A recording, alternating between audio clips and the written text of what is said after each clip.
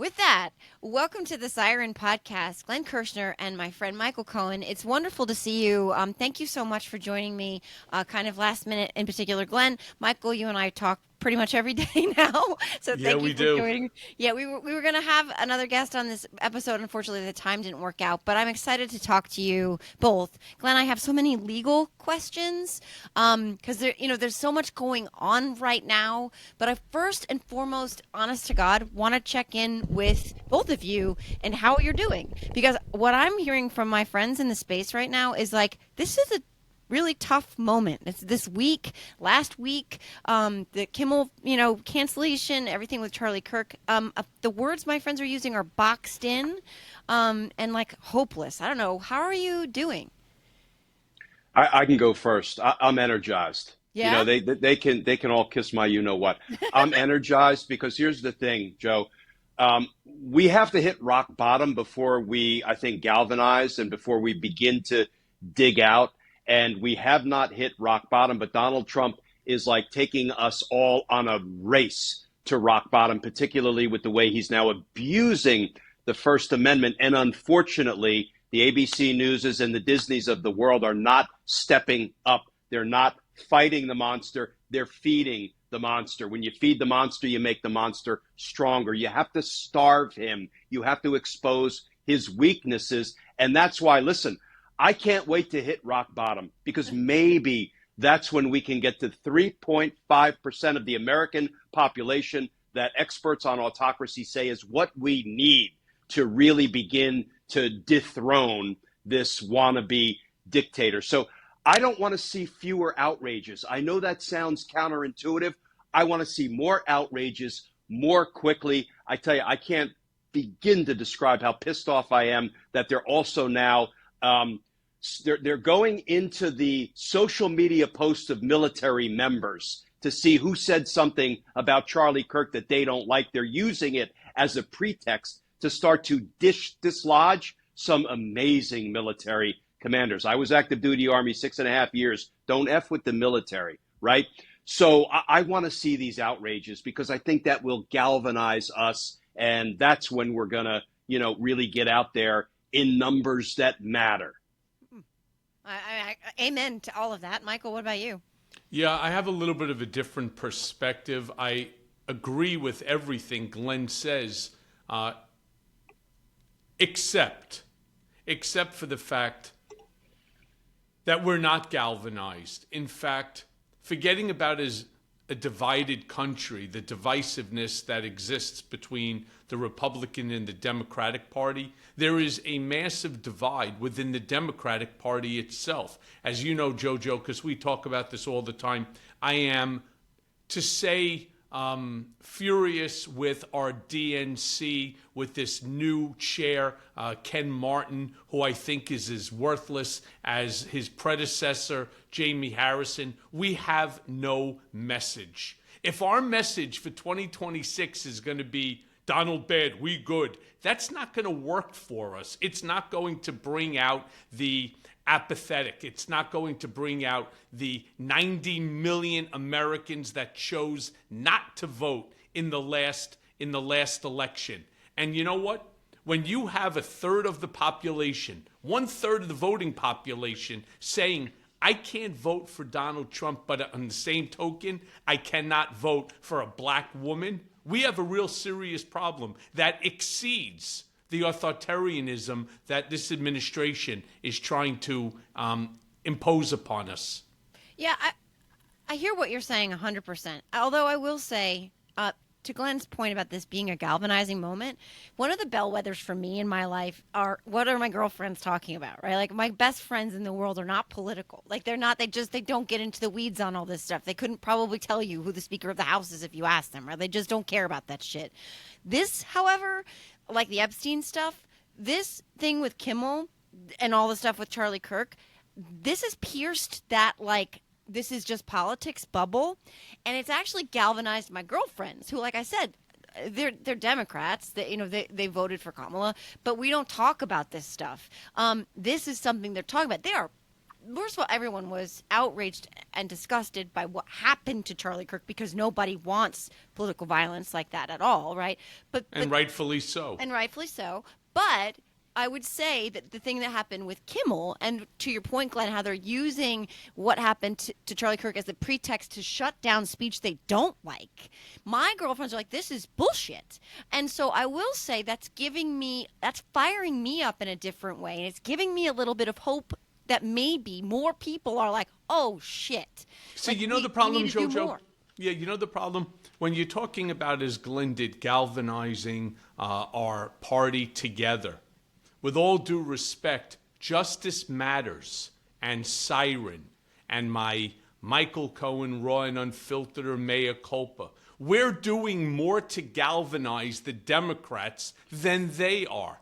The problem is we're just not the national organization. Glenn, they're contemplating on doing a convention, a midterm convention. Did you hear about that? No. So they are. The fact that you, Glenn Kirschner, the fact that you, JoJo from Jersey, the fact that I heard it through a grapevine, and I know it to be factually accurate, the fact that they haven't reached out to both of you, whether it's just to be there at the convention or to speak, to me, shows that they are playing the same old 1970s playbook that has failed us time and time again. All I keep getting from the DNC are more and more emails, more and more text messages. Hey, did you see what Donald Trump did today? Hey, did you see what MAGA Mike Johnson did today? Hey, did you see what so-and-so did today? Send us $3, $5, $20. I turn around and said, fuck you. I wouldn't send you jack shit because I find that you're worthless. It's all about them making money. We need people like you, Glenn. We need people like Seneca Project. We need people like Midas Touch Network and Lincoln Project. We need them to put out ads in order to get like JoJo's friends talking about the issues. Put out the strong stuff. Speak the way that you speak, not the way that they speak, because they have failed us. The last election is proof positive. No, maybe independent media needs to get together and have our own damn convention. So, and when I talk about galvanize, listen, independent media is where it's at right now. I was a journalism major undergrad. I love and I revere both the study and the practice of journalism, and I learned at the knee of a master, a multi-Pulitzer Prize winner, investigative journalist for the Des Moines Register, Clark Mollenhoff, special counsel to Richard Nixon until Richard Nixon went rogue. And then I have pictures of him in White House press conferences ripping, figuratively speaking, ripping Nixon's head off. And I so prize my education at the knee of Clark Mollenhoff. But mainstream media has become more the problem than the solution, right? They have played so many things wrong. And so, this is the time for independent media to band together. When I talk about galvanizing, though, I'm not a political expert. I'm not a political pundit. I don't pretend to play one on TV. But I talk about the fact that, listen, no politician is going to save us. No judge is going to save us. No prosecutor is going to save us. No special counsel is going to save us. The Democratic Party is not going to save us because you know what? If they could have, they would have already. We are going to save us. And you mentioning that, maybe the Dems are going to have a midterm convention. Independent media should get together. We should all band together. And, Yes. We're corporate free. We have no editors telling us say this and don't say that.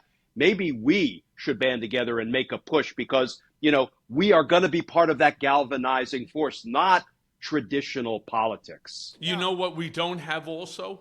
You know what we also don't have? We don't have an Elon Musk. We don't have a billionaire that's willing to help us to fund this.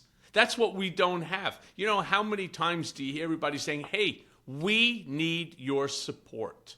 We need you to subscribe, to share, to comment, to bring in one or two friends into the community. Because only by building outside of the community that's already lock and stock and step with us, are we going to be able to ensure that our voices are heard, that our anger is listened to, and that we ultimately effectuate a result that we need desperately in the midterms 2026 in order to protect our tripartite system of government, our checks and balances, and to put a check once and for all on this executive power that this Oval Office, that this White House is taking advantage of.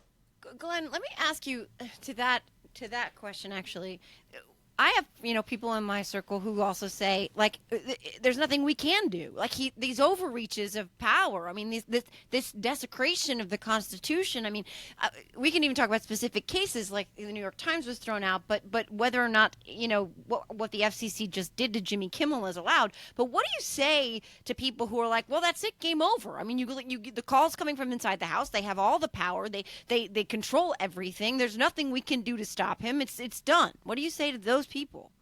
Donald Trump is a paper tiger, right? This is going to sound trite.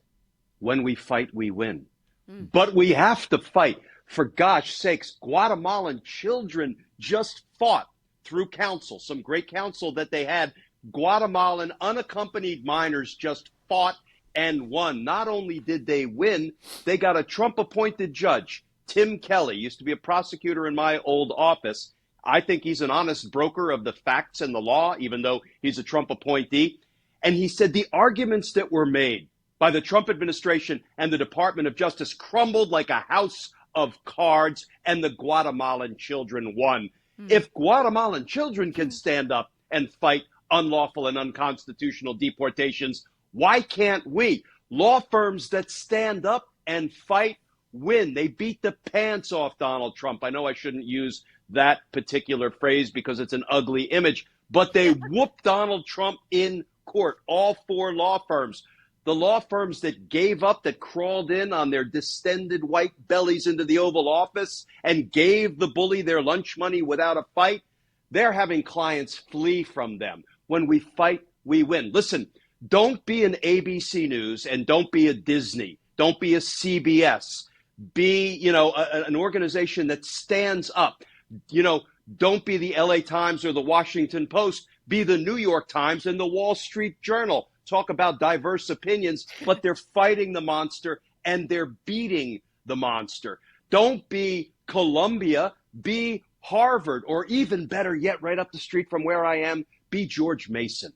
Be President Gregory Washington, the first black president of George Mason University. Donald Trump just said, I demand an apology from you, President Gregory Washington, because you promote and support DEI and diversity. And here is the one-word answer President Gregory Washington of George Mason University gave Donald Trump. No.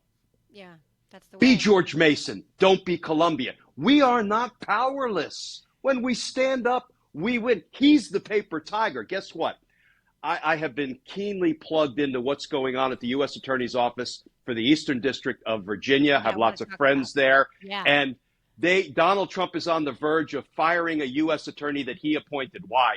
Because that person refuses to bring an evidence-free, baseless, vindictive prosecution against Letitia James because there's no evidence that she committed a crime, mortgage fraud, or otherwise. So he's ready to fire somebody for not bringing a vindictive prosecution, and he's going to install some flunky. Maybe he'll reach back to Ed Stop the Steal Martin again.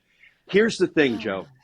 I am desperate to have Donald Trump vindictively prosecute just one enemy. Michael, I know who I'm talking with. I know you're on this call, and I know what they did to you. And thank God that the great writ of habeas corpus still exists, and you had your day in court there, even though you were treated unconstitutionally. That's despicable and unforgivable. But here's the thing.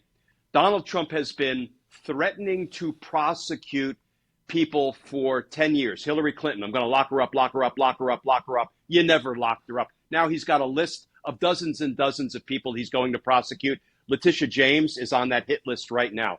I'm telling you, Joe, I want to see one of these vindictive prosecutions brought because it will be the most robust vindictive prosecution defense ever mounted in our nation's history. And I believe a federal court judge will figuratively cram that vindictive prosecution down the throats of the DOJ lawyers unethical enough to do it on behalf of Donald Trump. That will expose Donald Trump as even more of a paper tiger, because you can threaten to lock people up all day long, but once you're exposed as not being able to follow through on those threats because the federal judiciary, the trial courts, are still holding strong, that will diminish his power. When we fight, we win. We're not powerless. We have to fight. My wife, my better three quarters, because she's just that good. I don't call her my better half. You know what she did this morning? Okay, Hulu, that's Disney. Cancel. What else? ABC, cancel. That's one way to fight. And we spent this morning at a roll to the polls rally, because today, see, I got democracy goosebumps today. Today is early voting, starts in Virginia. Yeah. And we're going to get Spanberger. We're going to get rid of that knucklehead who's been heading up Virginia, the little sweater boy. I forget what his name is at the moment. Youngkin, the appropriately named Youngkin. Yeah. Listen, I'm ready to go. I swear to God, I'm ready to go. I love your energy. Yeah, I mean, you look like one of two things. Either you're ready to go or you had too much coffee today. It's one or the other. I love it. Jersey, too. We got a gubernatorial Jersey, race baby. right now. Jersey, exit 98 on the Garden State Parkway, 7A on the New Jersey Turnpike, baby. I don't want to live under a freaking jack shit, really. I'll tell you that much.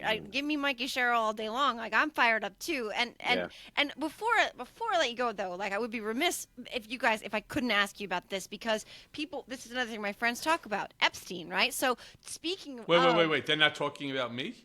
Yes, of course. I thought your friends loved me. They do. My friends love you. They say, Jojo, how's Michael? How's Michael? All the time, every day. Believe me, all day, several times a day. But then when they stop asking me about you, then they say, Joe, what's going on with the Epstein files? And Glenn, to your point about the judges too, like the judges in that case where the DOJ is saying, oh no, we can't. This is grand jury testimony, and the judge is like, this doesn't pass the sniff test. What they could release. So let's talk, please. Help me. Give me like some top line shit that I can say in my replies and to my friends. Like, this is bullshit. They can release this stuff. Even Thomas freaking Massey is saying they can. They can release anything they want to release that is not grand jury protected material, right? You're right, Joe. They tried to play this game where they said, release the grand jury transcripts. Pam Bondi had the grand jury transcript. She knew there was nothing in there. There was nothing in there that we didn't already know. So she made a big show of release the files. Jeffrey Epstein and Ghislaine Maxwell did not traffic more than 1,000 young girls just for their own benefit. There are a lot of victims. There are a lot of defendants who victimize these young girls. They're being protected. They're being protected by the Department of Justice. So let me ask you that. Let me then jump in and ask you a question. Please. Sorry to take over, Joe. No, I want you to ask him questions. Okay. Please. We all know, especially I know Donald Trump better than any human should know another human being. Donald Trump doesn't give a shit about anyone or anything other than himself. And I am certain, I really am, that while his name exists in that file, it's not going to end the way some people think that it will with him involved. He's not that comfortable in his own skin. He never was. So I don't believe that the things that like Prince Andrew, who we already know, raped a child, right? Or sex trafficked a child, or was inappropriate with a child. I don't know what I don't remember what he was ultimately charged with or what have you. But there are hundreds, if not thousands, of these women who were sex trafficked as children. We saw about 30 of them not more than 3 weeks ago on the steps of Capitol Hill. And the thing that I heard come out of their mouths is that we are putting together a list, our own list. We even had Marjorie Toilet Green, who I don't agree with on basically anything. We had Marjorie Toilet Green turn around and say that she will read those names on the floor because she would be protected. Where's that list? Why are they not putting that list out? Who are they protecting? Why is this file so under lock and seal, like this is the, I don't even know what you would call it, the holy grail to the end of earth? Michael, we protect the ruling class criminals. That's what we do in this country. We do not have an appetite to hold the ruling class criminals accountable. That goes for the ruling class criminals who are holding elected office or appointed office. It goes for the leaders of big pharma, big tech, big oil, big entertainment, the military industrial complex. You know what? You're an underprivileged kid in an underserved community. You're struggling with addiction. You're struggling with mental health. You're struggling with lack of opportunity, educational opportunity, job opportunity. You sell a rock of crack or you snatch a purse. We're going to get you. Oh, we're going to get you. We're going to jump on you with both feet. We might put you in pretrial detention. You're a ruling class criminal that victimizes enormous swaths of the American population financially or otherwise. We're not going to touch you. You know what we might do if we catch you doing crime, big ticket crime? We're going to give you a non-prosecution agreement, and we're going to make you pay back taxes and fines and penalties and interest. And what do? They roll that into their operating costs. They pass the expenses on to the consumer, and they keep doing crime. We have our law enforcement priorities turned on their damn heads right now. And I think people in the Epstein files are being protected because they're high-profile people. They may be politicians. They may be judges. They may be justices. They may be titans of industry across all industries. So let's assume for a second that you're right on every single thing that you said. They're exactly who you have just described. Why are the women who were sex trafficked? Why were these women who were raped as children, who went on to the Hill? They all spoke in front of a podium. They all said that they are going to sit down, which I'm surprised that they hadn't already done it, and write down the names of those people who they recall. Listen, I get it that they were young, but they're not stupid. They're wickedly bright women. They know at least the names of one or two or maybe more of the men that raped them. Why are they protecting? I don't think they're protecting. No. They're not protecting. I think they are trying to protect themselves because they want DOJ to do the right thing. Yes. Right? Yes. Some transparency from the Department of Justice. Yeah. I also think when you are, listen, I dealt with, as a career prosecutor, I dealt with so many victims, including young victims. And I don't know that these girls at age 13, 14, 15 were, I don't want to be facetious about like checking IDs of the guy who was about to abuse her, the big fat white, POS who was about to abuse them in some private room in Jeffrey Epstein's house or mansion. So I don't know what names they know and what names they don't know. I don't think they are protecting anybody but themselves because they've been victimized 10 times over, including by Alex Acosta down in Florida and our current Department of Justice. So here's the real curiosity. By the way, I just want you to say, I don't want them to be victimized again, God forbid. All right. In fact, I think that we should put together some sort of a group in order to make sure that they are not targeted by any of these masters of industry or titans of Wall Street. Absolutely, God forbid. But I'm not the one who turned around and said, we're going to release names of people. They know names. That I get. There were 20 plus women that stood there on the Hill and said that we are going to release these names if, in fact, Pam Bondi, Kash Patel, DOJ refuses to do it. And you know what? What I think would have been a fucking gut punch is I would have one, let the lawyer do it. Let him go out and call a press conference. Either Pam Bondi releases the names in the file, or we begin to release the names on Monday. Don't give her 60 days, 90 days, 180 days. You got like what they did to me on a Friday. The first time I spoke to the prosecutors in my case, they told me, you have till Monday to come in and plead guilty. I said, plead guilty to what? This is the first conversation we had. You come in, you plead guilty to what we tell you, or we're filing an 80-page indictment that includes your wife. Okay. You got 48 hours to turn around and release the damn files to Congress and to the American people, except for the names of the victims redacted, or we start to release the list ourselves. That's a gut punch. If it's me, though, Michael, I would be afraid. I'm just going to say this. I would be afraid that this DOJ would turn around and say, you're lying. You're a liar. She's lying. I mean, the guy that they're covering for has so much as said that this is a hoax, even after those women stood there and did that. So hypothetically, they go ahead and Glenn, I want you to sort of respond to this one. They go ahead and they say it's John Doe. All right, John Doe. Oh my God, John Doe. Holy shit. He's like a $50 gajillion hedge fund crypto, genius, whatever it might be. He's going to turn around and do what? Sue her?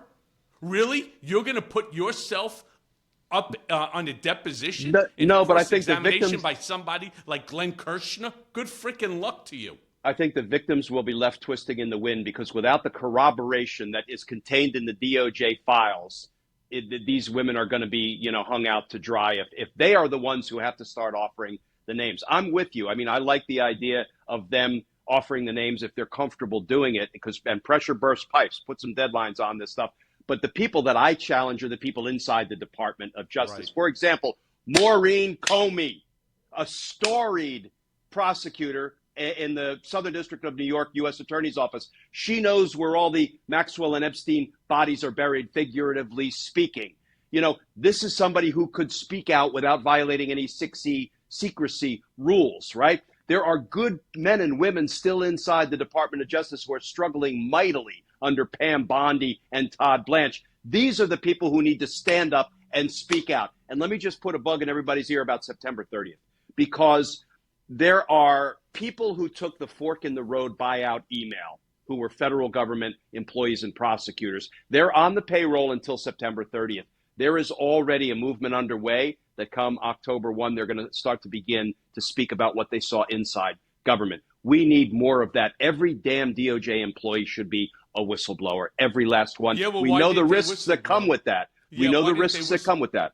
Why didn't they whistleblow when it was happening to me by the DOJ? Why didn't anybody, not one person from this DOJ under the first administration, under Bill Barr, came out and turned around and said something? You know who actually turned around and said something which was completely improper, actually illegal?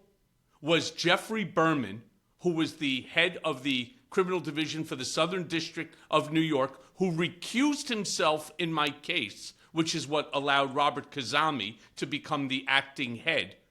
But he didn't do it while I was incarcerated.